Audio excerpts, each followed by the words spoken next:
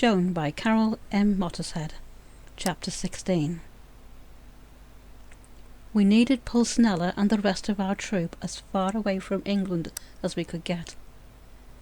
It was agreed that my family home outside of Rome would be far enough away.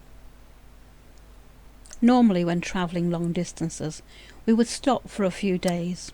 Occasionally the days would turn into weeks, and even more occasionally we could afford to settle down in lodging houses when pickings were good. It broke up the time spent travelling, but we needed to get to Rome as quickly as possible.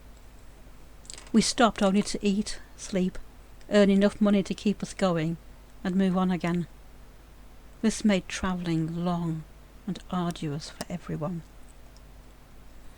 The mood of the troop didn't help.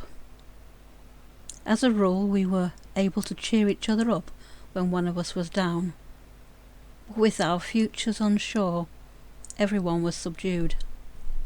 Pulcinella was in a state of shock over what he had done. He was so devastated that he was having nightmares.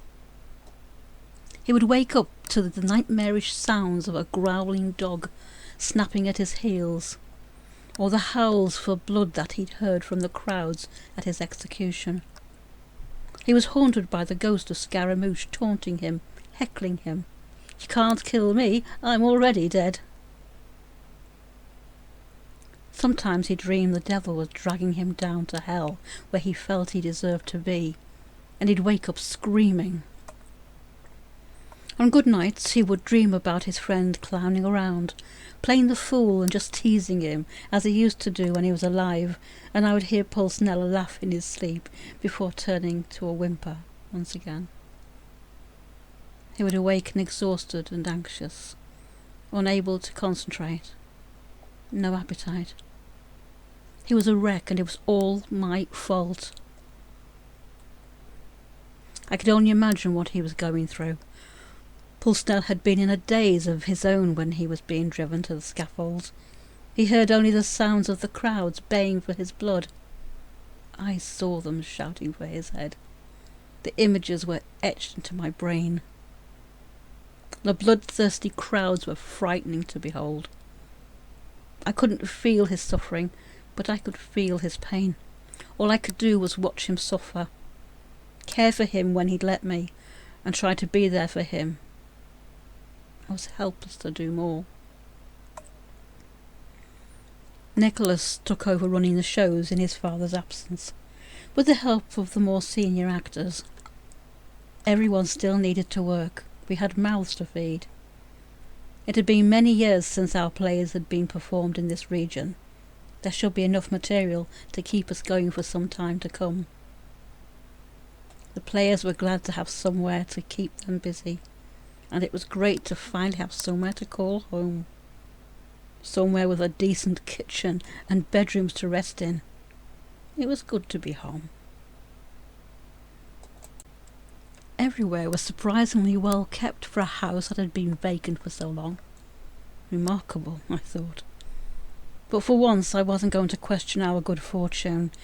There were times for questions, and there were times to count your blessings, and this was one of the latter. We needed time to heal. I needed Pulcinella to have time to heal. This amazing potion of John Dee's seemed to have been able to heal our bodies, but what of our minds? Only time would tell. I'd been wandering round our old rooms, seeing what they were like after all these years. The familiarity felt good, comforting.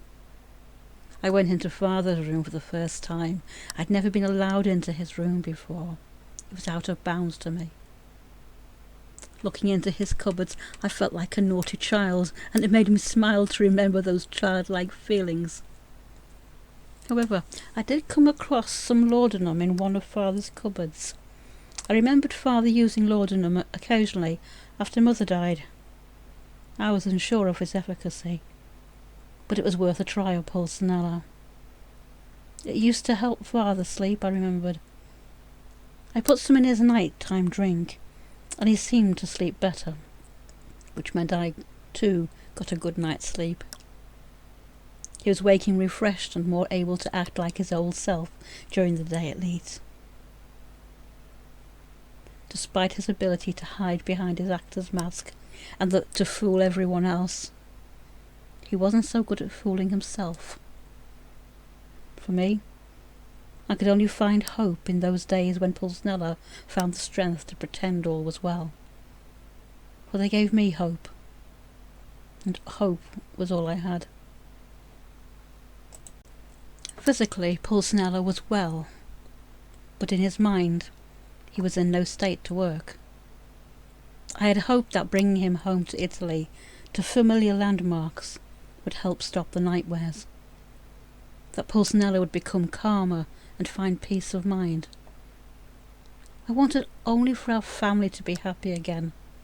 A dreamer I may be, but I love my family. I've said it before and I'll say it again. I would do anything for my family.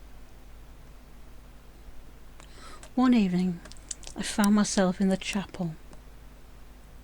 It was the place I had seen my mother for the last time in her coffin, and the first time I had felt the anger towards God.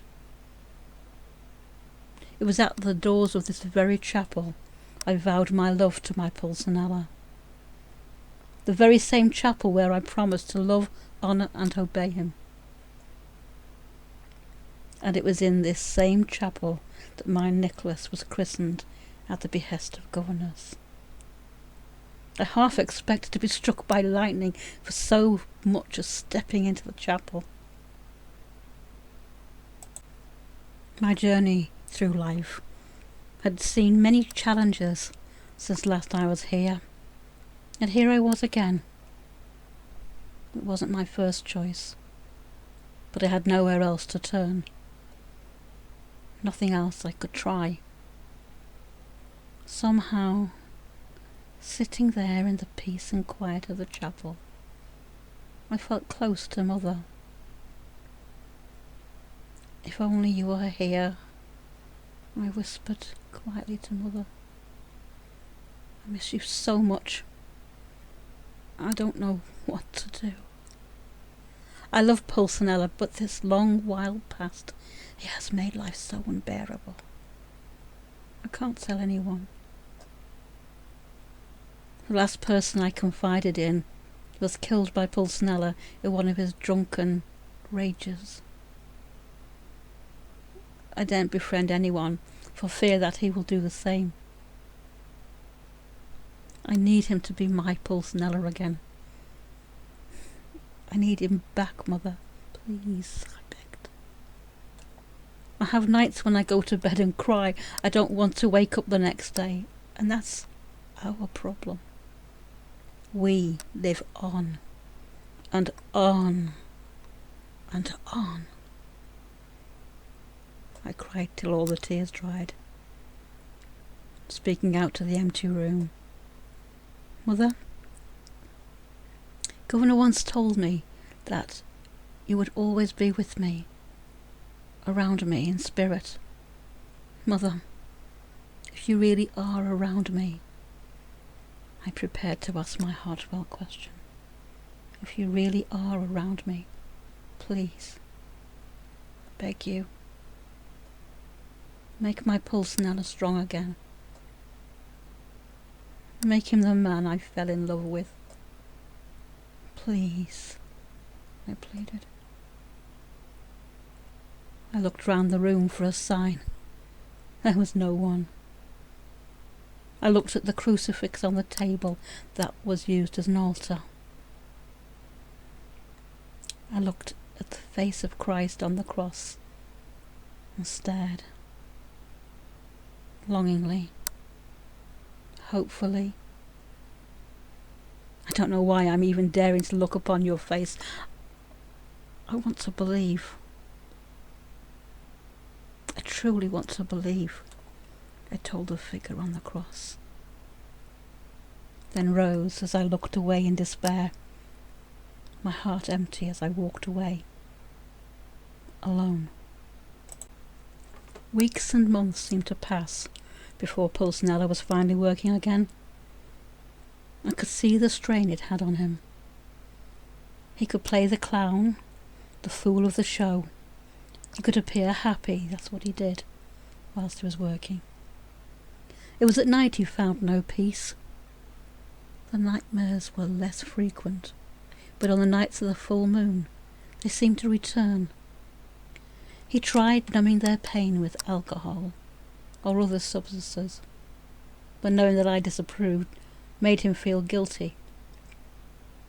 He was trying almost anything to make himself sleep, to make the hallucinations stop. Nothing seemed to work for long. Then one evening, Pulcinella went for a walk, alone. He said he needed time to himself to write a new play. He'd been gone so long that Nicholas and I had retired to bed for the night. I found myself unable to rest. I went to the kitchen to heat some milk to help me sleep. I thought I'd heard Pulcinella return and called out to him as I walked through to the hallway. I saw a light moving across the first floor balcony. I called out and peered into the darkness. I could have sworn. No, it couldn't be. I thought I'd seen Mother. I called out again. Who is it? Who's there? I cried. The vision didn't respond to my call. A ghost? I was unnerved by what I had seen. I had only the lamplight for company and made my way back to my room. I drew the heavy curtains tightly closed around my bed and lay awake, anxious and afraid, waiting for Pulcinella to return home. I must have fallen asleep, for when I awoke next morning, Pulcinella was already out of bed and making breakfast. He was like a changed man. I never discovered what occurred to bring about this amazing transformation, but Pulcinella was back to being himself. It was like the past few months hadn't happened. He began writing new plays, rallied the troupe for rehearsals, and a week or so later he had us all packed up and ready to go touring again. I told Pulcinella about the apparition, but he just told me not to be so silly. If your mother didn't hurt you when she was alive, she certainly won't hurt you now she's dead, he said, laughing at my overactive, anxious imagination. Both Nicholas and I were amazed at the change in Pulcinella, and neither of us wanted to ask too many questions for fear of losing this new, yet old Pulcinella. Let's just enjoy having your father back, I told Nicholas. Then I remembered something Mother used to say. God works in mysterious ways.